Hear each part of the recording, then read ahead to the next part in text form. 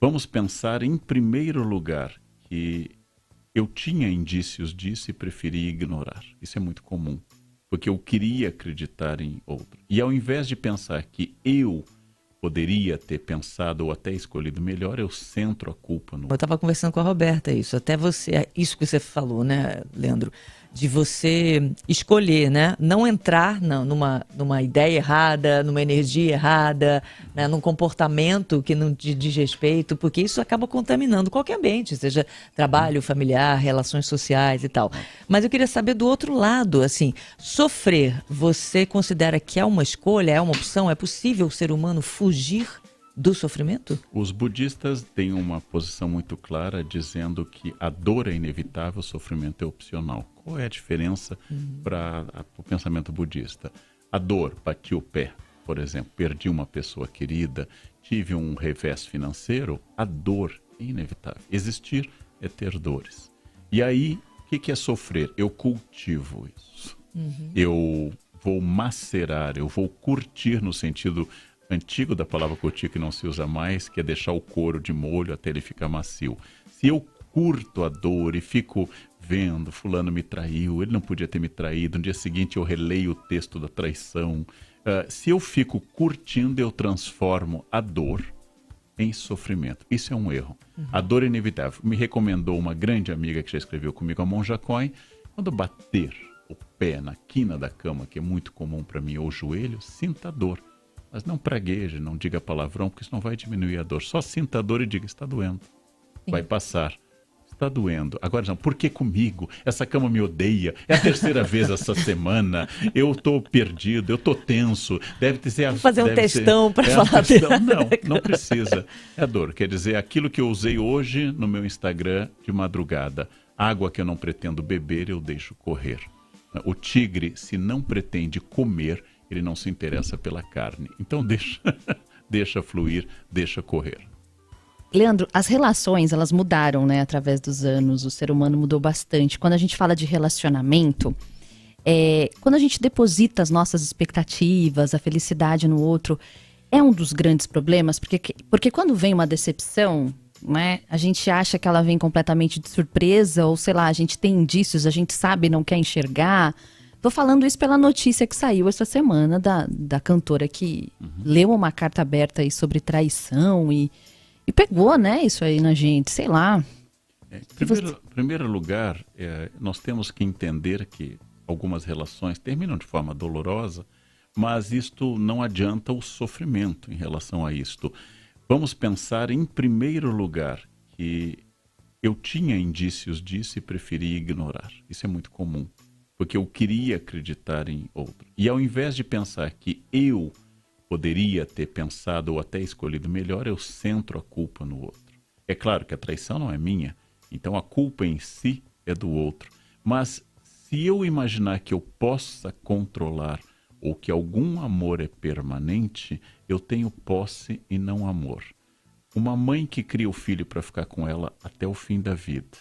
Um amor que pretenda que o outro não mude, nem olhe para outra pessoa, é um amor infantil. Ela tem que pensar por que ela escolheu, ela tem que pensar por que houve a traição, ela tem que entender que ela não tem culpa daquilo que aconteceu e seguir adiante. A grande característica da sabedoria é a resiliência de seguir adiante. Aquilo foi uma necessidade dele e não minha. Aquilo foi um problema dele e não meu. Isso para a pessoa envolvida. Para o resto do Brasil, eu diria, vamos pensar no aquecimento global que está se manifestando. Nossa, é a notícia que a gente dá, é a notícia que a gente deu hoje e que está se repetindo todo dia. Exatamente. Vamos pensar naquilo que importa e deixar que as pessoas sejam livres, inclusive, para viverem sua realidade. Desejo que os dois lados, especialmente elas, sigam íntegros, porque o amor vale a pena. Nem sempre as pessoas valem a pena, mas o amor vale a pena. Sim. Olha, tem mais uma que chegou aqui, da Gisele. Eu sou fã do Karnal. Aprendi, coloco em prática o que aprendi com um vídeo onde ele fala que não se preocupa com o que dizem sobre ele, pois ou é verdade ou é mentira. E isso virou o meu mantra. Essa é uma ideia também da filosofia estoica, que chegam a dizer assim, falaram mal de você em algum lugar, imagina se soubessem o resto. Só sabem aquilo. Imagina se soubessem tudo. O que dizem de você só pode ser verdadeiro ou falso, E nesse caso, você se irrita por quê? Se for mentira, porque você se irrita. Se for falso, se alguém grita na rua para mim e diz careca, é verdadeiro. Eu vou dizer, estou ofendido, retire o que você disse. Não posso.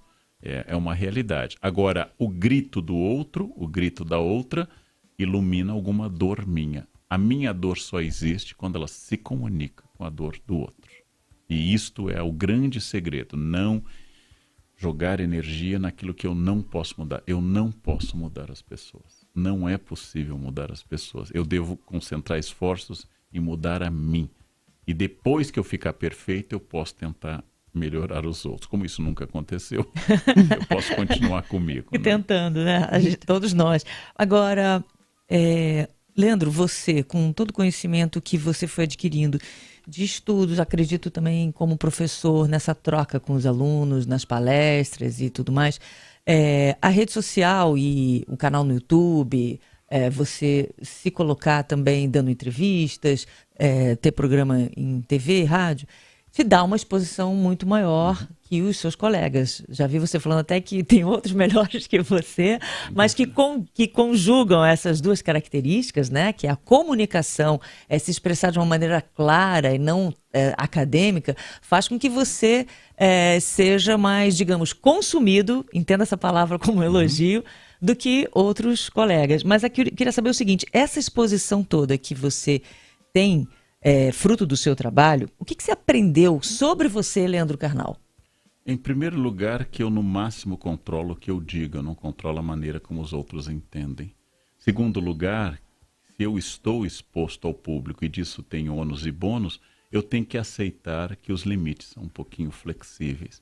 Que as pessoas, por exemplo, podem ser invasivas porque elas querem estar próximas, elas querem fazer foto em qualquer lugar, do banheiro ao velório da minha mãe.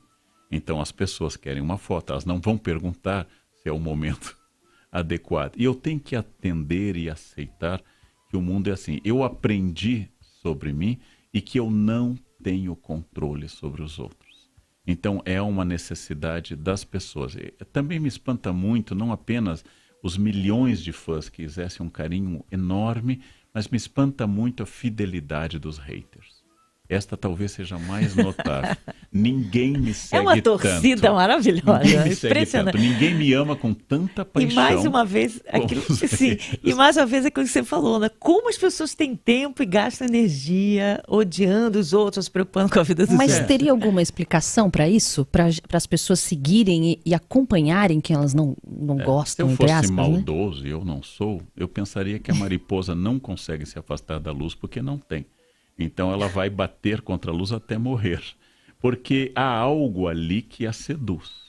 Então eu tenho pessoas que me dizem todas as semanas, odeio tudo que você escreve, vejo todos os seus vídeos e detesto cada palavra, o que é absolutamente um direito, até eu me odeio muitas vezes. Mas a pergunta assim, com tantos bons autores, com tantas pessoas boas no mundo... Por que me segues? Porque, quer dizer, eu, por exemplo, não gosto de coentro, e não como. E essas pessoas parecem assim, odeiam coentro e enchem o prato de coentros, mas eu odeio esse tempero e vão de novo. O ódio é um dos sentimentos mais fiéis e mais fortes. É o sentimento que mais constrói pactos políticos na história. Então, o ódio dá uma identidade muito grande. Não haveria torcidas apaixonadas no futebol se não houvesse o time adversário. Porque não me interessa só que meu time ganhe. Eu preciso, no dia seguinte, ao entrar no trabalho, poder ironizar, atacar, debochar daquele que perdeu. Sendo que os dois, o que torce por A ou B, nenhum dos dois é do time, ganha dinheiro com o time, ou tem qualquer lucro com a vitória ou com a derrota, mas constrói uma identidade artificial.